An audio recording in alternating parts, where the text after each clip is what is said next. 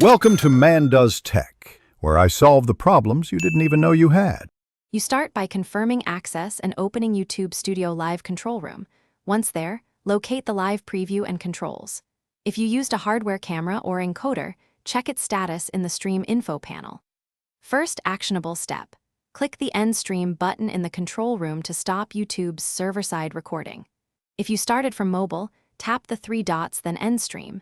Make sure to save any local recording on your device before proceeding.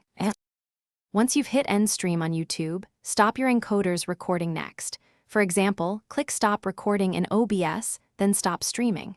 This ensures the local file finalizes and prevents corruption. After stopping, wait for the encoder to remux or write the file, then move it to your Edit folder. Make sure YouTube finishes processing the archived live video in Video Manager.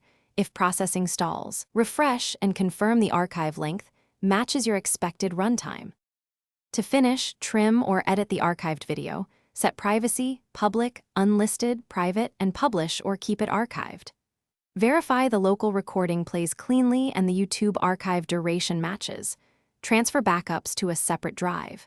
If YouTube refuses to stop or shows a hanging live session, force stop the encoder and then click End Stream in Studio. If that fails, revoke the stream key and create a new one. This severs the feed. Thanks for watching. If you found this helpful, don't forget to like and subscribe.